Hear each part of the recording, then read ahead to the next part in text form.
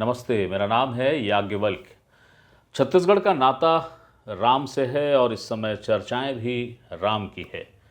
लेकिन छत्तीसगढ़ की माटी माटी में राम का जो रिश्ता है उसको लेके अलग अलग किस्म के दावे हैं। कभी वो राजनैतिक हो जाते हैं, कभी वो धार्मिक हो जाते हैं, कभी वो विशुद्ध आस्था का प्रतीक होते हैं, तो कभी सियासती होते हैं। मगर इन सब से अलग हटते हुए मैं किसी राजनीतिक और इस तरीके के बड़े बड़े विद्वानों के विषय में जाऊँ, ये कोई मतलब का नहीं है।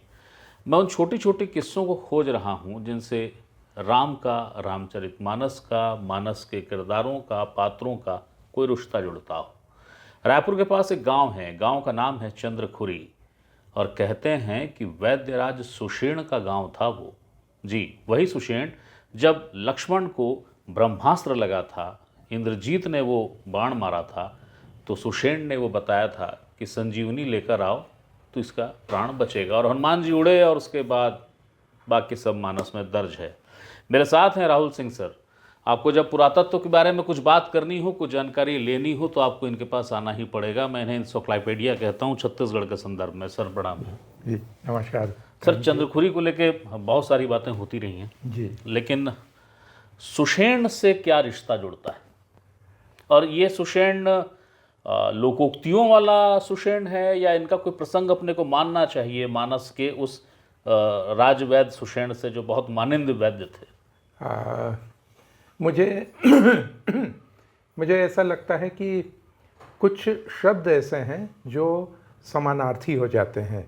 जैसे चाहे वो चरक हों या सुषेण हों या ऐसे कोई भी पौराणिक पात्र हैं, वो कई बार इस तरह से जुड़ जाते हैं उस विधा, उस विद्या या उस प्रोफेशन के साथ कि उसके पर्याय बन जाते हैं। तो मुझे ये लगता है कि कौन से बड़े 30 मार खा हों, तुम कहाँ के आगे फला, इस तरह की जो बात होती है, उसी तरह मुझे लगता है कि हमारी परंपरा में वैद्य की या वैद्य का कार्य को बहुत हाई रिस्पेक्ट के साथ बहुत जो सम्मान दिया जाता था, सुषेण नाम दिया जाता था। और चंद्रखुरी की जहाँ तक बात है, तो चंद्रखुरी में तो काफ़ी पुराने समय से, अगर हम रिकॉर्ड्स की बात करें तो हमको बहुत पुराना 100 साल से भी अधिक पुराना एक जानकारी मिलती है कि राय बहादुर हीरालाल, उस समय उन्होंने चंद्रखुरी का अपने विज़िट के दौरान उनको वैद्य सुषेण के रूप में लोगों ने दिखाया था कि हम इसको पूछते हैं। अभी भी वो स्थान वहाँ है। और ये उन्होंने खुद इस पे बहुत संक्षेप में ही लेकिन चर्चा की है कि क्या ये सुषेण वही सुषेण है। दूसरी कुछ चीज़ें इसके साथ मुझे लगता है कि वहाँ सुषेण बैगा कहा जाता है। तो हमारे यहाँ बैगा, ओझा, गुनिया, देवार, जो भी ये शब्द होते हैं, तो वो सभी इस तरह के शब्द चिकित्सकों से जुड़ जाते हैं। चिकित्सकों से जुड़ जाते हैं। चिकित्सक से ज़्यादा अच्छा अंग्रेजी में शायद ज़्यादा प्रॉपर शब्द है काउंसलर एंड हीलर। हाँ जी, काउंसलर एंड हीलर, सही जी। हाँ। तो वो डॉक्टर से अधिक काउंसलर एंड हीलर है। तो ये किसी भी संकट से उबारने के लोग जो होते हैं। तो एक मेरा ख्याल है कि ये देश के अन्य हिस्सों में, लेकिन छत्तीसगढ़ में तो मैंने देखा है देगन गुरु या दैगन गुरु, जितने भी ओझाई के, बैगाई के, विद्या के इस काम करते हैं, वो सुमिरते हैं देगन गुरु को। देगन गुरु देवगण के गुरु हो सकते हैं। और मुझे ये लगता है कि जो बार बार चर्चा आती है बृहस्पति की, शुक्राचार्य की जो चर्चा आती है, दो अलग अलग वर्गों में, देवताओं के गुरु बृहस्पति और असुरों के गुरु शुक्राचार्य। तो क्या दैगन गुरु वो देवगण गुरु, देवगण के गुरु बृहस्पति को स्मरण करते हैं और उनका लोक स्वरूप है? दरअसल कई बार मुझे ये लगता है कि शास्त्रों का लोक में और लोक की मान्यताओं का शास्त्र में ऐसी आवाजाही रही है जिसको हम बहुत उंगली रखकर किसी पिन पॉइंट हम नहीं कर सकते। तो शायद सुषेण भी उसी तरह के हैं। और जैसा मैंने जिक्र किया कि हीरालाल जी ने इस पर एक छोटा सा नोट भी लिखा है कि वो वैद्य थे, और जिसकी चर्चा देगन गुरु की जैसे मैंने चर्चा की, सबसे प्रसिद्ध बैगा अगर मैदानी छत्तीसगढ़ में है जिनकी पूजा होती है वो परऊ बैगा हैं।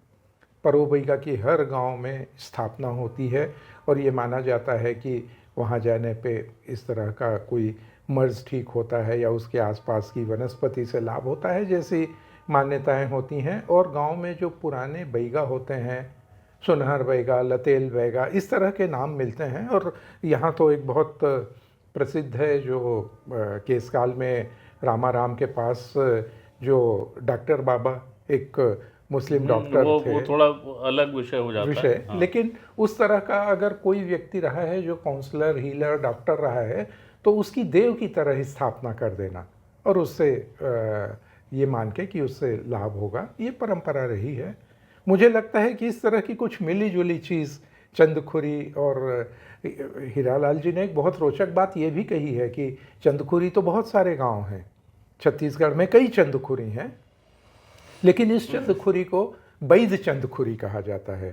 तो ऐसा लगता है कि किसी समय कोई बहुत प्रसिद्ध वैद्य यहाँ रहा है, और उस वैद्य के कारण, जैसे अभी भी हमको लगता है, हम सुनते हैं कि अमुक गांव में एक व्यक्ति है जो कैंसर की दवा देता है, जो हड्डी जोड़ देता है, जो शुगर ठीक कर देता है, वो गांव उसके नाम से प्रसिद्ध हो जाता है। तो मुझे लगता है कि चंदखुरी में ऐसी कोई बात रही है जो परंपरा से आती रही है।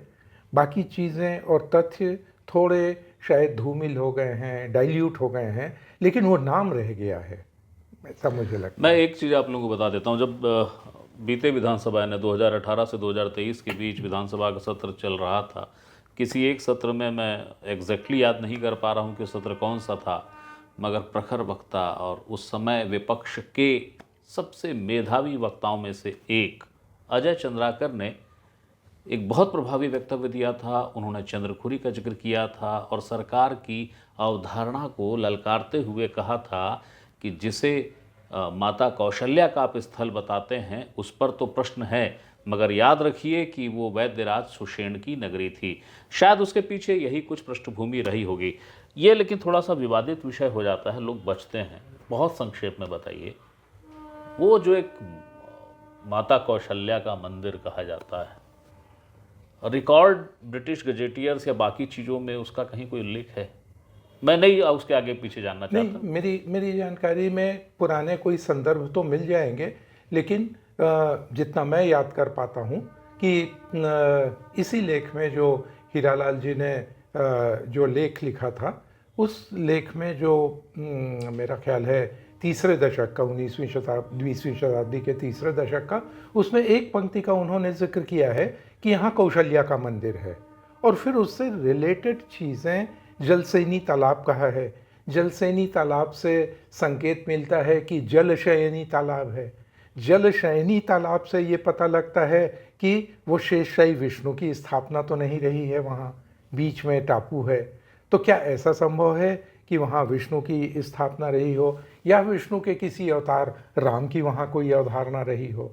तो ये चीज़ें परंपरा में किस तरह से आती हैं, उसके पीछे क्या मान्यता रही है। लेकिन ये बात हम निसंदेह कह सकते हैं कि जितनी प्रबल आस्था है, और वो आस्था जो रही है वो प्रबलतर होती गई है। कई बार ऐसी चीज़ें होती हैं जो लोक को स्वीकृत होती हैं या लोक किसी को प्रिय भी प्रिय होती हैं, महिमा मंडन का अवसर मिलता है, तो उन चीज़ों की चर्चा होने लगती है। इसमें अगर इस तरह की कोई बात हो तो उस संभावना से भी इनकार बिल्कुल नहीं किया जा सकता। बहुत बहुत शुक्रिया जी, राहुल सिंह सर। ये थे राहुल सिंह सर, जो मुझे बता रहे थे कि पुरातत्व के दृष्टि से, पुरातत्व यानी एक विज्ञान ही है, विज्ञान के दृष्टिकोण से क्या है वस्तु स्थिति चंद्रखुरी में सुषेण की।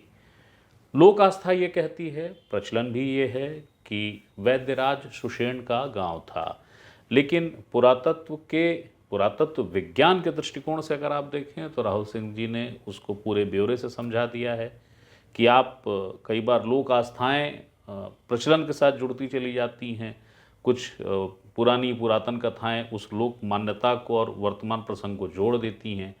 और रामचरितमानस तो खैर बहुत बाद में लिखा गया, मूलतः रामायण लिखी गई, और जिस दौर में राम का अस्तित्व था जिस दौर में अयोध्या से वो चलते हुए दंडकारण्य पार करते हुए वो लंका गए, बहुत पुरानी बात है। तो ये सिर्फ संयोग है, मगर चमत्कारिक संयोग है कि छत्तीसगढ़ में ऐसे कई जगह हैं जो राम से जुड़ते हैं और इसीलिए चंद्रखुरी का उल्लेख होता है।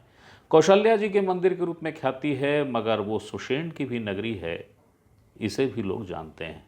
मुझे लगा एक दिलचस्प जानकारी है जो आपको भी पता होनी चाहिए। मुझे हालिया दिनों ये भी पता चला है कि कोई एक ऐसा गांव है जहां पर दावा है कि लव कुश वहीं पैदा हुए थे। वो गांव भी छत्तीसगढ़ में है। जल्द बताऊंगा कहाँ, ले चलूंगा आपको। प्रणाम।